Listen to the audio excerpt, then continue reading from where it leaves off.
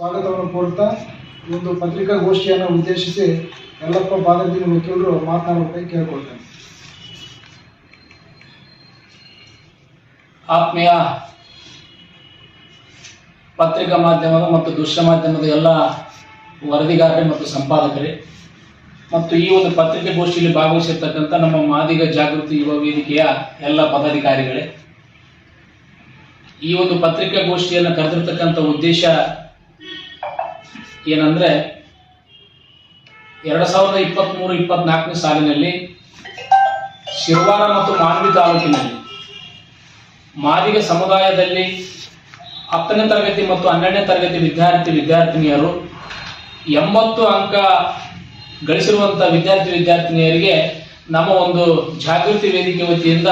ಒಂದು ಪ್ರತಿಭಾ ಪುರಸ್ಕಾರವನ್ನ ಕಾರ್ಯಕ್ರಮವನ್ನ ಇದೇ ಸೆಪ್ಟೆಂಬರ್ 3-9-2024 ಮಾನ್ವಿ ಪಟ್ಟಣದ ಖಾದ್ರಿ ಫಂಕ್ಷನ್ ಹಾಲ್ನಲ್ಲಿ ಹಮ್ಮಿಕೊಳ್ಳಲಾಗಿದ್ದು, ಜೊತೆಗೆ ಈ ಸಂದರ್ಭದಲ್ಲಿ ನಮ್ಮ ಇತ್ತೀಚೆಗೆ ವಿಧಾನ ಪರಿಷತ್ ಸದಸ್ಯರಾಗಿ ಆಯ್ಕೆಯಾಗಿರುವಂಥ ನಮ್ಮ ಸಮುದಾಯದ ರಾಜಕಾರಣಿಗಳು ಹಿರಿಯರಾಗಿರುವಂಥ ಸನ್ಮಾನ್ಯ ಶ್ರೀ ಎ ವಸಂತ್ ಕುಮಾರ್ ರಾಯಚೂರವರಿಗೂ ಕೂಡ ಈ ಒಂದು ಸಂದರ್ಭದಲ್ಲಿ ಸನ್ಮಾನ ಕಾರ್ಯಕ್ರಮವನ್ನು ಕೂಡ ಹಮ್ಮಿಕೊಳ್ಳಲಾಗಿದ್ದು, ಈ ಒಂದು ಕಾರ್ಯಕ್ರಮದಲ್ಲಿ ಈ ತಾಲೂಕಿನ ಶಿರವಾರ ಮತ್ತು ಮಾನ್ವಿ ತಾಲೂಕಿನ ಎಲ್ಲ ಸಮುದಾಯದ ಯುವಕರು, ಮಹಿಳೆಯರು, ವಿದ್ಯಾರ್ಥಿನಿಯರು ಮತ್ತು ಪಾಲಕರು, ವಿವಿಧ ಸಂಘ ಸಂಸ್ಥೆಗಳಲ್ಲಿ ಕಾರ್ಯನಿರತವಾಗಿರ್ತಕ್ಕಂಥ ಚಟುವಟಿಕೆಗಳಲ್ಲಿರ್ತಕ್ಕಂಥ ಎಲ್ಲ ನನ್ನ ಆತ್ಮೀಯ ಸಹೋದರರು, ಸಂಗಾತಿಗಳು, ವಿವಿಧ ರಾಜಕೀಯ ಪಕ್ಷಗಳ ಮುಖಂಡರು ಪಕ್ಷಾತೀತವಾಗಿ ಈ ಕಾರ್ಯಕ್ರಮದಲ್ಲಿ ಭಾಗವಹಿಸಿ ಈ ಕಾರ್ಯಕ್ರಮವನ್ನು ಅದ್ದೂರಿಯಾಗಿ ಯಶಸ್ವಿಗೊಳಿಸಬೇಕಂತಕ್ಕಂಥ ಉದ್ದೇಶವನ್ನು ಇಟ್ಕೊಂಡು ಈ ಒಂದು ಪತ್ರಿಕಾಗೋಷ್ಠಿಯನ್ನು ನಾವು ಕರೆಯಲಾಗಿದ್ದು, ಜೊತೆಗೆ ಈ ಸಂದರ್ಭದಲ್ಲಿ ವಿದ್ಯಾರ್ಥಿಗಳು ಈ ಪ್ರತಿಭಾ ಪುರಸ್ಕಾರಕ್ಕಾಗಿ ಸಲ್ಲಿಸಬೇಕಾಗಿರ್ತಕ್ಕಂಥ ದಾಖಲಾತಿಗಳು ಏನಂದ್ರೆ, ಅವರು ತಮ್ಮ ಅಂಕಪಟ್ಟಿ SLC ಮತ್ತು ದ್ವಿತೀಯ PUC ಅಂಕಪಟ್ಟಿ, ಜೊತೆಗೆ ಜಾತಿ ಪ್ರಮಾಣ ಪತ್ರ, ಆಧಾರ್ ಕಾರ್ಡು ಮತ್ತು ಭಾವಚಿತ್ರ, 2 ಭಾವಚಿತ್ರಗಳನ್ನ ದಾಖಲಾತಿಗಳು, ಈ ಎಲ್ಲ ದಾಖಲಾತಿಗಳನ್ನು ಒಳಗೊಂಡು ಈ ಒಂದು ನಮ್ಮ ಪತ್ರಿಕಾಗೋಷ್ಠಿಯ ಒಂದು ಇದರಲ್ಲಿ ಪತ್ರಿಕೆಯಲ್ಲಿ ನಾವು ಹೆಸರುಗಳನ್ನು ನಮೂದಿಸಿದ್ವಿ, ಅವರ ಮೊಬೈಲ್ ನಂಬರ್ಗಳನ್ನು ನಮೂದಿಸಿದ್ವಿ. ಈ ಒಂದು ಹೆಸರುಗಳು ಮೊಬೈಲ್ ನಂಬರ್ಗಳಿಗೆ ಕರೆ ಮಾಡಿ ತಮ್ಮ ಹೆಸರುಗಳನ್ನು ನೋಂದಾಯಿಸಬೇಕು. ದಿನಾಂಕ 20/8/2024 ಒಳಗಾಗಿ 20ನೇ ತಾರೀಕು ನಾವು ಅಂತಿಮ ತಾರೀಕನ್ನ ನಾವು ನಿಗದಿಪಡಿಸಿದ್ವಿ. ಇದರೊಳಗಡೆ ಆ ಒಂದು ದಾಖಲಾತಿಗಳೊಂದಿಗೆ ಇಲ್ಲಿ ಸಂಬಂಧಪಟ್ಟಿರ್ತಕ್ಕಂಥ ಇಲ್ಲಿ ನಮ್ಮ ಸಂಯೋಜಕರು, ಈ ಕಾರ್ಯಕ್ರಮದ ಸಂಯೋಜಕರಲ್ಲಿ